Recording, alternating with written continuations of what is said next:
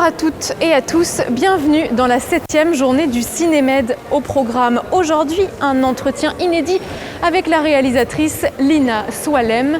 Focus aussi avec le court-métrage Fake, mais avant ça, revenons sur l'hommage national à Samuel Paty avec Juliette Vincent-Seigné et Colline Rongère. Tout citoyen peut donc parler, écrire, imprimer librement, sauf à répondre de l'abus de cette liberté dans les cas déterminés par la loi. Le festival Cinémed s'est associé hier à l'hommage rendu à Samuel Paty, le professeur assassiné dans les Yvelines.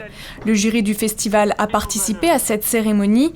Grand Corps Malade a lu l'article 11 de la Déclaration des droits de l'homme. On parle de liberté d'expression.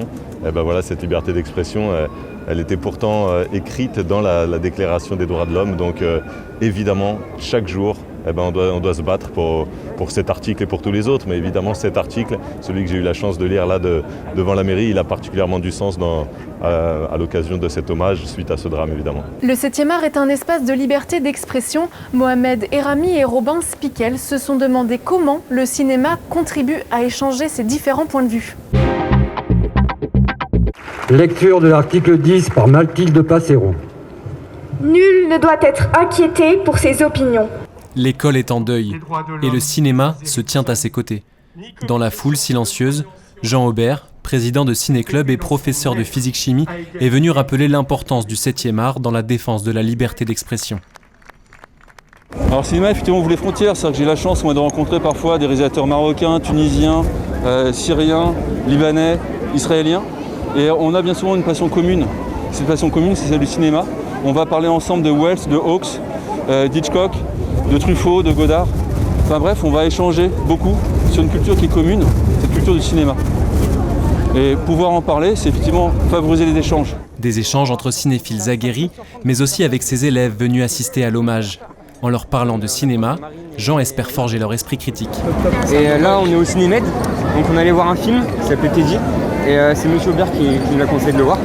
Et qu'est-ce que vous en pensez, les gars, du film ? C'était pas mal, ouais. C'est un film français, c'était pas mal. Si le cinéma offre un espace d'expression presque infini aux réalisateurs, pour libérer la parole et les pensées, il doit aussi être à la portée de tous. Aujourd'hui, tout dépend de l'accessibilité qu'on a pour pouvoir visionner des films. Tous les pays n'ont pas de salles de cinéma qui sont facilement accessibles avec un système culturel comme la France. Censure, manque d'investissement ou habitudes culturelles, les freins sont nombreux, mais plus que jamais, le cinéma reste l'un des terrains de liberté à défendre. Lina Swalem est notre invitée. Leur Algérie est un documentaire intime où elle interroge un passé familial longtemps gardé sous silence.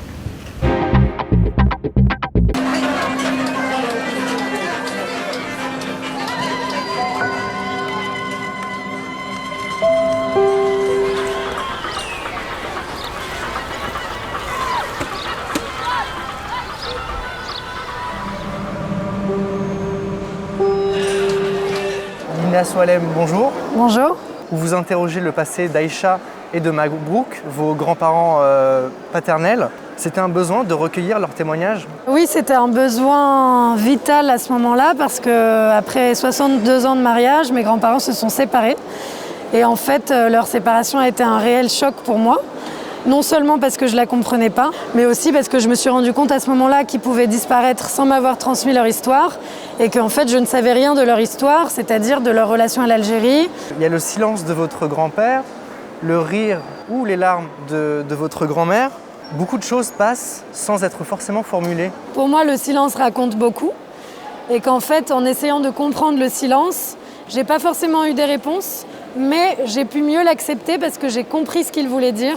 J'ai compris ce qu'il cachait, ce qu'il taisait, et c'était la douleur du déracinement et de l'arrachement. Votre père, Zinedine Swalem, qui est acteur, lui, contrairement à vous, n'a pas senti le besoin de demander pourquoi, comment est-ce qu'on est arrivé là. Pour moi, c'est une question de génération. Je pense que la génération de mon père est une génération qui n'osait pas poser de questions aux parents. C'est une génération de premiers enfants d'immigrés en France. La nécessité pour eux de rester discrets, de ne pas remettre en doute le choix de leurs parents. Alors que moi, je suis née en France. Il y a quand même une génération entre celle de mes grands-parents et la mienne. Donc j'ai plus de liberté aussi avec eux que mon père en a avec eux. Est-ce que cette histoire-là, elle est encore un peu taboue ? On a grandi avec des grands-parents terriblement silencieux. comme s'ils n'avaient pas d'histoire. Et du coup, c'était difficile pour nous, parce qu'on se disait, quelle est leur histoire? Pourquoi ils la taisent? Et qu'est-ce que ce silence veut dire? Vous mêlez des archives personnelles avec des vidéos VHS de mariage, de fêtes de famille, et des archives plus officielles de l'État. C'était une manière d'inscrire la petite histoire dans la grande. En mêlant tous ces mondes qui semblent opaques et ne pas se parler, je recrée des liens et je veux permettre à mon père, mon grand-père, ma grand-mère et moi-même de nous réconcilier avec le passé et de nous réapproprier notre histoire aussi. Vous avez montré l'Algérie de vos grands-parents. Est-ce que vous avez trouvé la vôtre d'Algérie? Alors la mienne, elle est encore en construction. Je découvre l'Algérie à travers mon métier, donc c'est aussi très agréable de pouvoir me construire mon propre chemin vers l'Algérie et que ce ne soit pas que familial. Lina Swalem, merci.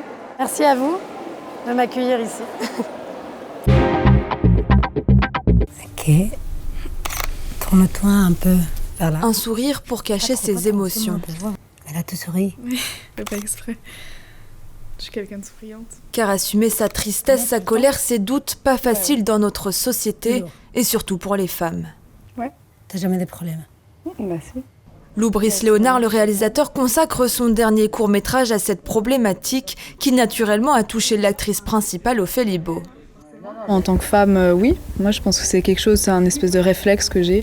Et c'est pour ça d'ailleurs que quand j'ai lu le scénario pour la première fois, ça m'a parlé en fait et que ça m'a plu.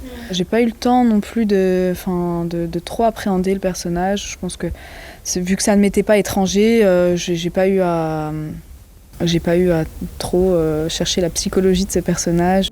Vous pouvez prendre une pause. Un scénario écrit en une nuit, directement, instinctivement. Dans Fake, Lou Brice Léonard applique le test Bechdel qui impose la présence des femmes à l'écran. Il faut voir si dans un film, est-ce qu'il y a une scène qui réunit deux femmes dont deux rôles principaux féminins qui parlent d'autre chose que d'un homme. Pour être positif, il faut juste une scène. Mais là, c'est quasiment tout le film qui est positif au test. Ouais. Un sujet d'actualité, même si désormais, le masque a remplacé les sourires. Voilà, votre journal est déjà terminé. Merci beaucoup pour votre fidélité et on se retrouve demain pour les nouvelles actualités du Cinémed.